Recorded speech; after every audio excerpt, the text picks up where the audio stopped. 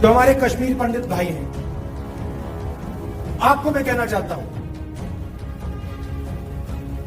आपका बीजेपी ने सिर्फ फायदा उठाया है, इस्तेमाल किया, आपकी मदद नहीं की है। हमारा पहला कदम जम्मू कश्मीर को स्टेटहुड वापस देने का होगा। हम चाहते थे कि चुनाव से पहले आपको स्टेटहुड मिले और स्टेट बनने के बाद चुनाव हो। बीजेपी ये नहीं चाहती है और उन्होंने कहा है कि पहले चुनाव होगा। 1947 में हमने राजाओं को हटाकर लोकतांत्रिक सरकार बनाई, हमने देश को कॉन्स्टिट्यूशन दिया। आज जम्मू कश्मीर में राजा बैठा हुआ है, उसका नाम एलजी है मगर वो है राजा। नमस्कार, मैं अश्विनी कुमार। अनंतनाग में राहुल गांधी ने कहा कि बीजेपी ने कश्मीरी पंडितों का राजनीतिक इस्तेमाल किया, उनकी मदद नहीं की और रामबन की सभा में कहा जम्मू कश्मीर का नया राजा है लेफ्टिनेंट गवर्नर, उसे हम हटा देंगे और राज्य का दर्जा बहाल करेंगे। दिसंबर 2023 में सुप्रीम कोर्ट ने जल्द से जल्द राज्य का दर्जा बहाल करने के लिए कहा था। चीफ जस्टिस DY चंद्रचूड़ ने जोर देकर कहा कि at the earliest and as soon as possible राज्य का दर्जा बहाल होना चाहिए। जल्द से जल्द की समय सीमा क्या होती है मैं नहीं बता सकता, लेकिन सोचिए, दिसंबर 2023 से सितंबर 2024 आ गया, 9 महीने गुजर गए। क्या यही at the earliest and as soon as possible है? राज्य का दर्जा अभी तक क्यों नहीं बहाल हुआ? जम्मू कश्मीर में चुनाव हो रहे हैं तो सुप्रीम कोर्ट के फैसले के कारण ही। राहुल गांधी आज जम्मू के रामबन और अनंतनाग में सभाएं कर रहे थे। वहां उन्होंने कहा कि इंडिया गठबंधन इतना दबाव बनाएगा कि जम्मू कश्मीर को राज्य का दर्जा वापस देना ही पड़ेगा। भाइयों और बहनों, पहली बार हिंदुस्तान के इतिहास में पहली बार स्टेटहुड छीना गया है। यूनियन टेरिटरी को पहले यूनियन टेरिटरी को स्टेट बनाया गया था। स्टेट को बांटकर 2 स्टेट बनाए गए, तेलंगाना बना, छत्तीसगढ़ बना, उत्तराखंड बना, अरुणाचल को स्टेट बनाया गया। मगर पहली बार हिंदुस्तान के किसी स्टेट को रद्द करके लोगों का जो हक है वो छीना गया। पहली बार हुआ है। ऐसे हिंदुस्तान के इतिहास में, मॉडर्न इंडिया में यह काम पहले कभी नहीं किया गया है। तो सबसे पहले जम्मू कश्मीर को जो स्टेटहुड है वो वापस देना है,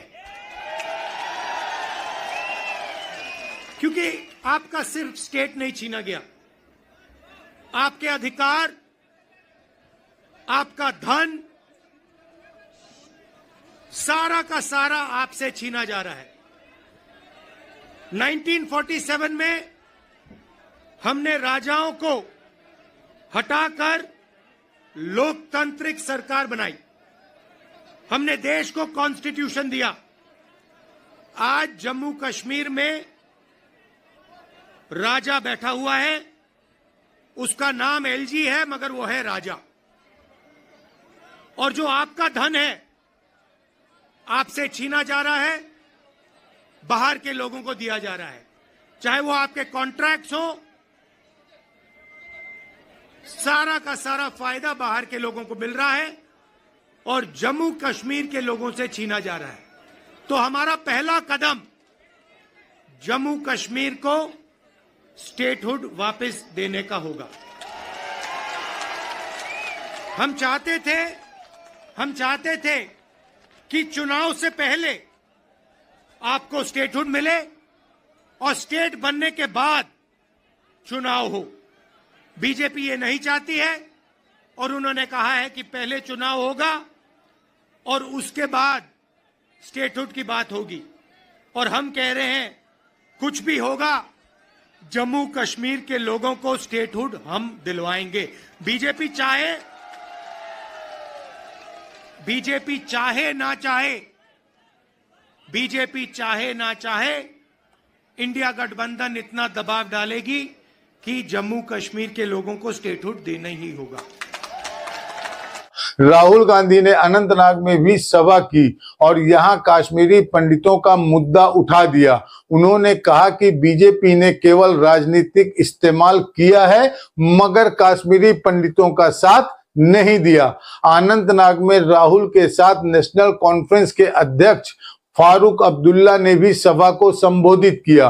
उन्होंने जोर देकर कहा कि बीजेपी हिंदू और मुस्लिम को अलग करना चाहती है, जिसका मुकाबला सबको करना होगा। दूसरी बात, जो हमारे कश्मीर पंडित भाई हैं,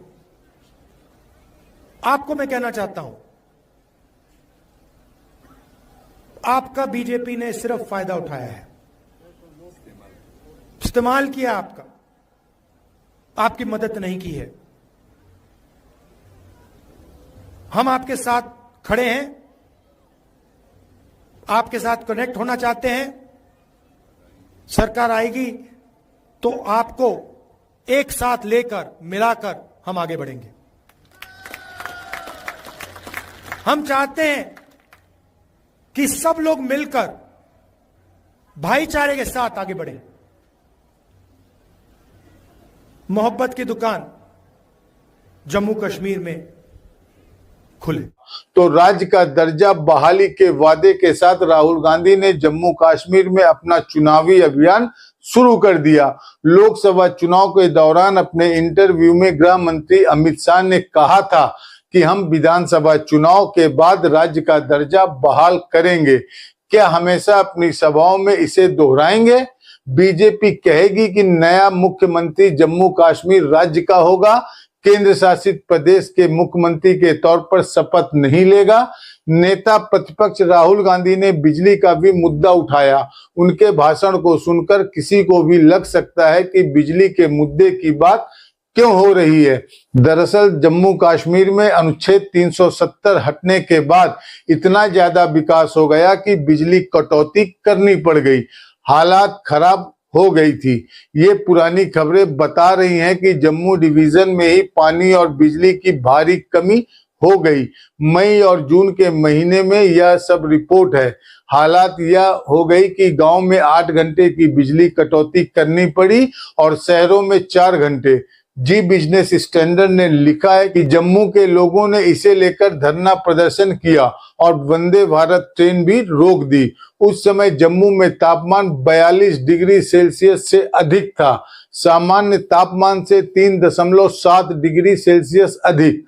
पानी बिजली की कटौती का सामना करने के लिए जिले जिले में कंट्रोल रूम बनाया गया। बहुत जरूरी है कि इन पुरानी रिपोर्टों से समझा जाए कि इन गर्मियों में जम्मू कश्मीर में बिजली कटौती को लेकर किस तरह की खबरें छप रही थी, जब आप धर्म की राजनीति में लोटपोट हुए जा रहे थे। 30 अप्रैल को फ्रंटलाइन में इरफान अमीन मलिक की रिपोर्ट है कि कश्मीर घाटी में भी बिजली और पानी की भारी किल्लत हो गई है। 13 से 15 घंटे तक हर रोज बिजली की सप्लाई काटी जा रही है। यहाँ तक कि अस्पतालों में ऑक्सीजन और अन्य मशीनों पर निर्भर मरीजों के लिए समस्या हो गई है।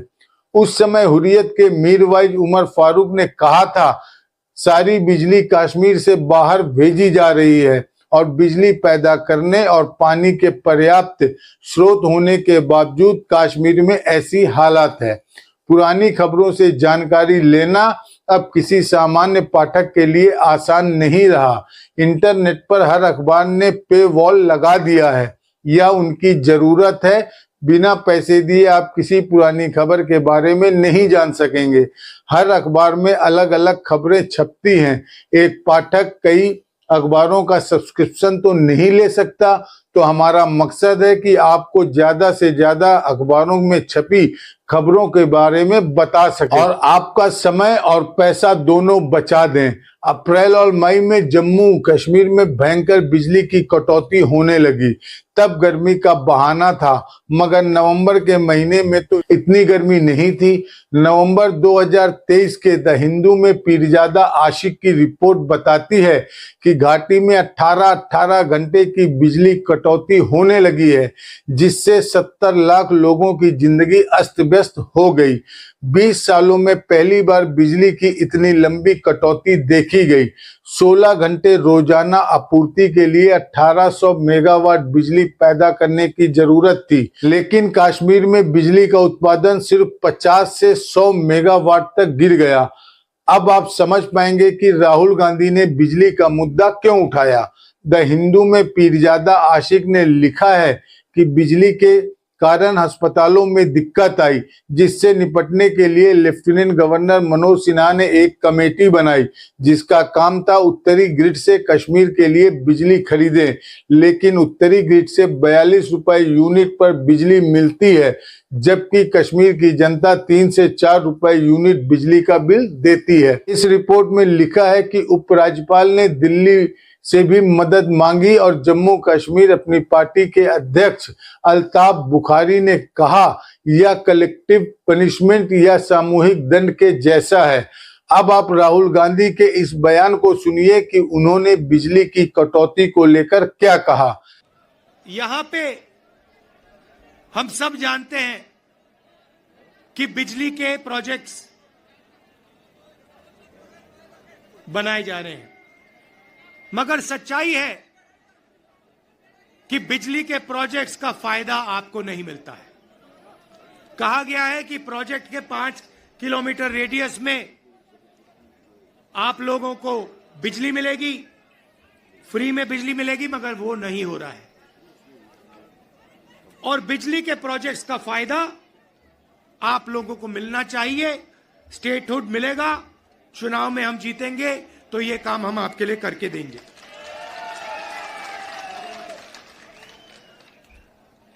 आप देश के लोगों को बिजली दे रहे हो और आपके जेब में से बिजली का पैसा लिया जा रहा है, छीना जा रहा है। ज्यादा रेट देते हो आप, ये अन्याय है, इसको हम ठीक करेंगे।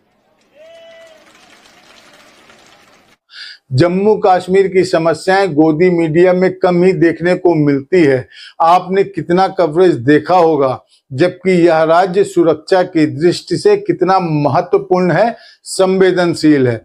मगर 18 घंटे जब बिजली नहीं रहेगी, तब उस हिसाब से भी सोचिए। जम्मू कश्मीर में बिजली नहीं है, लोग कैसे रह रहे हैं? क्या आपने इसका घनघोर कवरेज देखा? इसलिए मेरा एक शानदार आइडिया है, सिर्फ 2 हफ्ते के लिए जम्मू कश्मीर का नाम बदलकर पश्चिम बंगाल कर दिया जाए। फिर गोदी मीडिया रोज दिखाएगा जम्मू कश्मीर के लोगों की क्या समस्याएं हैं, कैसे उपराज्यपाल राज्य की समस्याओं को संभाल नहीं पा रहे, उन्हें इस्तीफा देना चाहिए। यह सब हम इसलिए बता रहे हैं कि अगले हफ्ते से प्रधानमंत्री मोदी का जम्मू कश्मीर में चुनावी दौरा शुरू होने वाला है। तब उनके भाषणों से विकास की जो तस्वीर दिखेगी, उनमें यह सब खबरें लापता कर दी जाएगी कि जम्मू कश्मीर राज्य को 8 से 18 घंटे की बिजली कटौती का सामना सर्दियों में भी और गर्मियों में भी करना पड़ा। एक्सप्रेस ने लिखा है कि राज्य के चुनाव में प्रधानमंत्री केवल 3 रैलियां करेंगे। अब आप देखिएगा, 90 सीटों के लिए जम्मू कश्मीर में भी चुनाव हो रहे हैं। यहाँ प्रधानमंत्री 3 ही रैलियां करेंगे और 90 सीटों के लिए चुनाव हरियाणा में भी हो रहा है। वहां देखिएगा प्रधानमंत्री कितनी रैलियां करते हैं।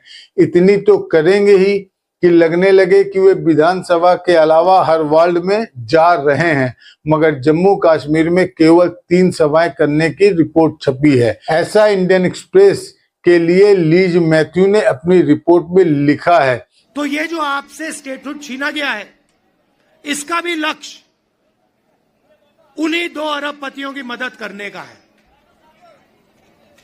और जम्मू कश्मीर के जो लोग हैं, जो व्यापारी हैं, जो इस प्रदेश को, इस देश को रोजगार देते हैं, चाहे वो टूरिज्म की बात हो, हैंडीक्राफ्ट की बात हो, उन सब को ये दबा कर रखते हैं।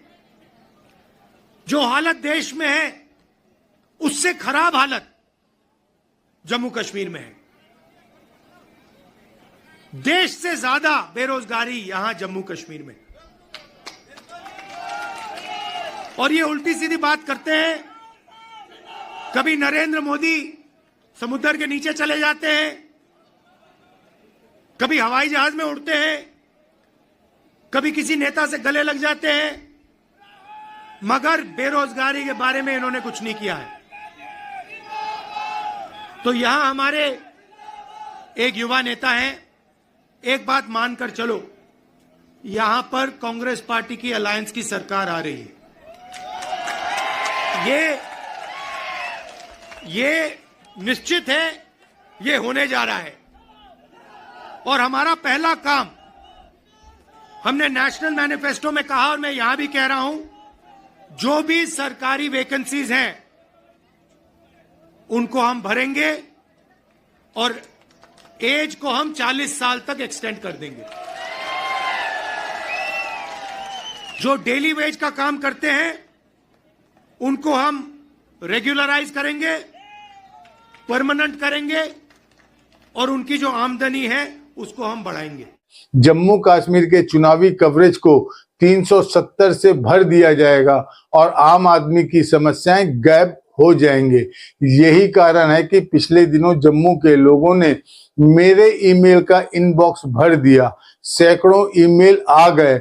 हम इन ईमेल में लिखी बातों की पुष्टि नहीं कर सकते, ना ही ताजा स्थिति क्या है इसके बारे में बता सकते हैं। लेकिन ईमेल 2 सितंबर को आए। यह ईमेल जेके कॉलेज कॉन्ट्रैक्ट फैकल्टी की तरफ से लिखा गया है। इसमें बताया गया कि कॉलेजों में इनकी तैनाती नहीं की जा रही, जबकि 2 महीने से कॉलेजों में क्लास चल रही है, मगर टीचर की तैनाती नहीं हो रही। ऐसे टीचर की संख्या 2,500 से 3,000 है। 16 अगस्त से ज्वाइनिंग का वादा था, लेकिन पूरा नहीं हुआ। इस कारण उन्हें आर्थिक संकट का भी सामना करना पड़ रहा है। यह ईमेल उच्च शिक्षा के प्रधान सचिव को भी लिखा गया है। हमारे पास ताजा जानकारी नहीं है कि इनकी ज्वाइनिंग हुई या नहीं, लेकिन आपको इसलिए बताया ताकि अंदाजा मिले कि जम्मू कश्मीर के भीतर भी वही हाल है जो बाकी हिंदी प्रदेशों में है। यहाँ भी परीक्षा और ज्वाइनिंग को लेकर संघर्ष करना पड़ता है। आज मैं आपको बताता हूं, जो ऑपोजिशन चाहता है वो इनकी सरकार करती है। दम नहीं रहा इनमें। लैटरल एंट्री की बात की इन्होंने, कहते हैं कि भैया सरकार में हम साइड से लोगों को लाएंगे। हमने कहा कैसे लाओगे? अमीर लोगों को कैसे लाओगे? गरीबों को आप आने नहीं देते हो, कमजोर लोगों को आप आने नहीं देते हो, ऊपर से आप लैटरल एंट्री करोगे। हम देखेंगे कैसे करोगे। 3 दिन में कहते हैं ठीक है भैया नहीं करेंगे। तो आजकल सरकार ऑपोजिशन चला रही है, सच्चाई है।